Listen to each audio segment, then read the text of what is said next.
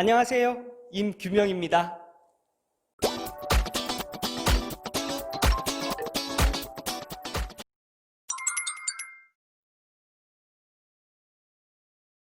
취업을 준비하거나 이직을 준비하시는 분들, 그리고 퇴직을 코앞에 두신 분들, 전기 관련 자격증 준비 많이 하시죠? 그런데 막연하게 전기 관련 자격증 취득하면 취업이 잘 된다 하더라, 이직이 잘 된다더라, 이런 얘기만 듣고 준비하시는 분들이 꽤 많으십니다. 전기 관련 자격증을 취득하면 어디서 일을 하고 어떤 일을 할 수 있는지 자세하게 모르시고 준비하시는 분들이 꽤 많으세요. 어떤 일을 할 수 있을까요? 크게 두 가지 일로 나뉩니다. 첫 번째는 전기 안전관리자 선임이 가능하고요.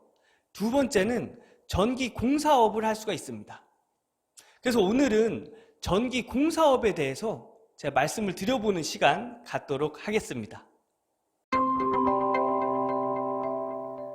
전기 관련 자격증을 취득을 하면 전기 공사업을 할 수가 있는데요. 우선 전기 공사의 종류가 어떤 것들이 있는지 알아보도록 하겠습니다. 우선 전기 공사의 종류는 발전, 송전, 변전 및 배전 설비 공사가 있고요. 산업시설물, 건축물 및 구조물의 전기 설비 공사, 도로, 공항 및 항만, 전기 설비 공사. 도로에서는 어떤 전기 설비 공사가 있을까요? 대표적인 게 가로등이겠죠? 그리고 공항, 활주로의 조명 공사, 그리고 항만, 등대가 있겠죠? 이것 등등 전기 설비 공사를 이야기를 하고요. 전기 철도 및 철도 신호 전기 설비 공사, 그 밖에 전기 설비 공사, 이것들이 전기 공사의 종류입니다. 그런데 우리가 자격증을 취득하고 좀 쉽게 접할 수 있는 그런 공사는 여기 2번에 건축물 및 구조물의 전기 설비 공사인데요. 산업시설물, 건축물 및 구조물의 전기 설비 공사를 좀 더 자세히 알아보겠습니다. 우선 산업시설물의 전기 설비 공사는 환경산업시설, 그러니까 뭐 소각로나 집진기, 열병합 발전소 등등 그 산업시설을 이야기를 하고요. 대표적인 게 자동 제어 설비가 있습니다. 그리고 건축물의 전기 설비 공사, 자격증을 취득을 하고 우리가 쉽게 접할 수 있는 부분입니다. 전원 설비 공사는 수전, 변전 설비 공사, 쉽게 말해서 수변전실에 관련된 공사를 이야기를 합니다. 그리고 예비전원 설비 공사, 뭐가 있을까요?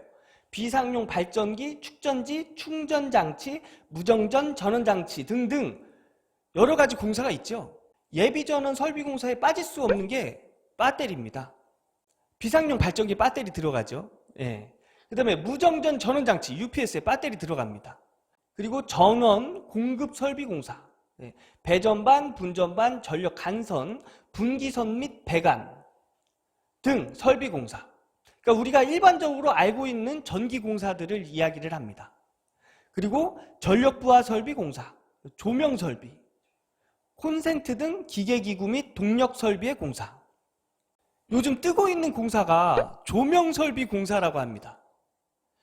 사람들이 산업이 발전될수록 이 조명에 대한 관심도가 점점 높아지죠.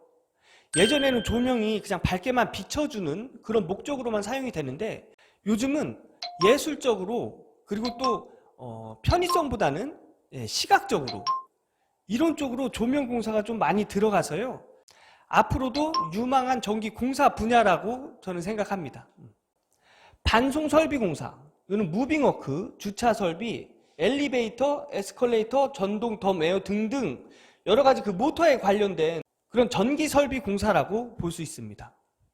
그러니까 전기 관련 자격증을 취득을 하시면 엘리베이터 분야의 공사까지 관리할 수 있다는 얘기입니다. 다섯 번째가 방제 및 방범 설비 공사, 낙뢰 설비, 뭐 대표적인 게 이제 피렉이죠. 이런 거 좀 보호해주는 장치를 설치하는 거고요. 지능형 빌딩 시스템 설비 공사, 지능형 주택 자동화 시스템 설비 공사. 요새는 주택이나 빌딩을 짓게 되면 지능형 시스템이라고 해서 사람이 생활하기에 굉장히 편하게끔, 예를 들어서 뭐 문을 열고 들어가면 뭐 불이 자동적으로 켜진다던가 아니면 온습도가 그 시간에 맞춰서 설정이 된다던가 외부에서 들어오는 조도에 따라서 그 실에 있는 형광등 조도가 달라진다든가 이런 거 등등 사람들이 사용하는데 좀 불편한 업계 그리고 에너지를 좀 더 절약하는 쪽으로 이런 쪽으로 시스템이 많이 들어갑니다. 그래서 이런 공사들이 있다는 얘기고요. 그 밖에 건축물에서 필요한 전기설비 공사, 그러니까 전기에 관련된 공사는 다 할 수 있다는 얘기입니다. 이 모든 공사들을 전기 관련 자격증을 취득했다고 해서 다 할 수 있는 건 아닙니다. 자격증을 취득하고 그 경력별로 초급, 중급, 고급, 특급으로 등급이 나눠지게 되는데요. 이 등급에 따라서 공사할 수 있는 범위가 정해집니다. 특급 전기공사 기술자는 기술사 또는 기능장 자격을 취득한 사람, 이분들은 모든 전기공사 시공관리가 가능합니다.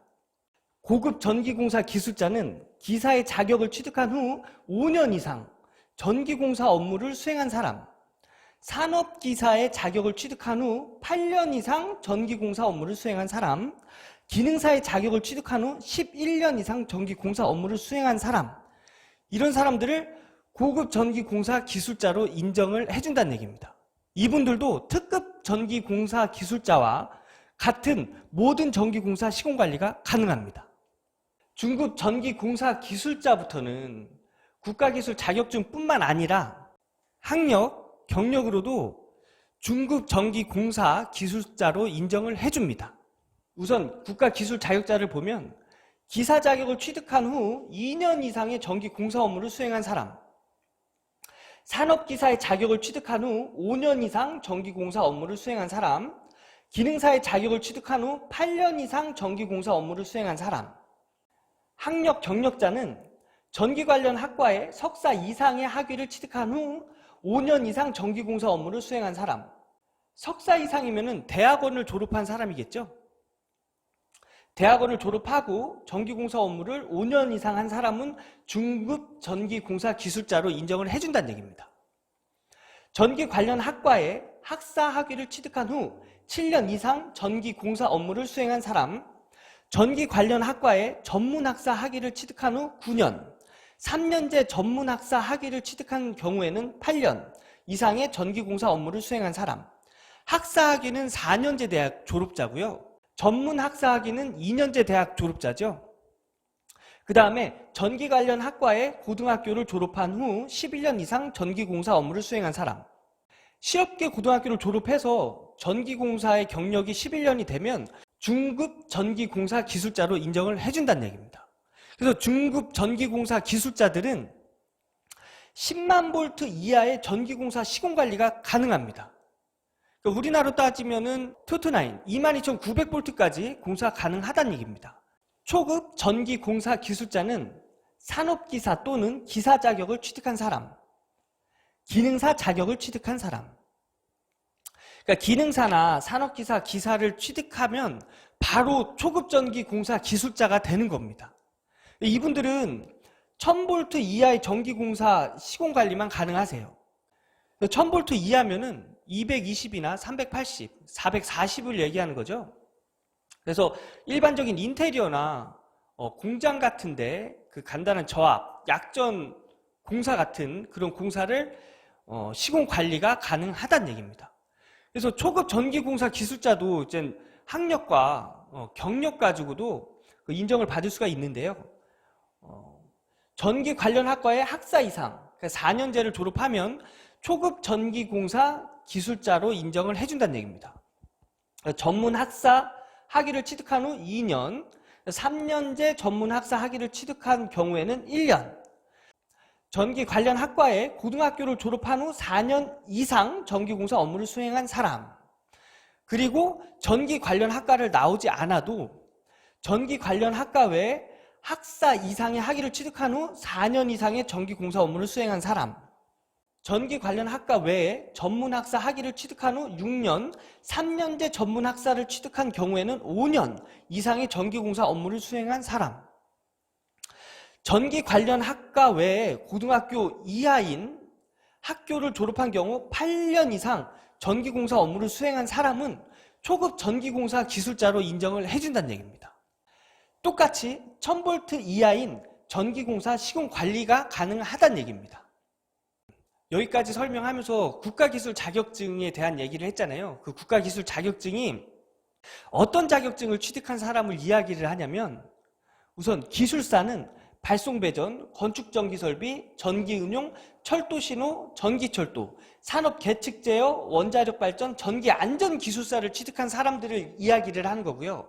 그다음에 기능장은 전기기능장, 그다음에 기사는 전기기사, 전기공사기사, 철도신호기사, 전기철도기사, 원자력기사, 신재생에너지 발전설비 기사를 얘기를 하는 겁니다. 그래서 여기 기사와 산업기사를 보면 전기기사와 전기산업기사가 있잖아요. 그래서 전기기사와 전기산업기사를 취득하시게 되면 안전관리 대행뿐만 아니라 전기시공관리도 가능하다는 얘기입니다.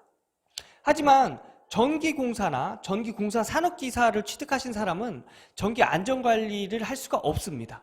이거 유의해 두시고요. 그리고 기능사는 전기기능사, 철도 전기기능사, 신재생에너지 발전설비 기능사가 되겠습니다.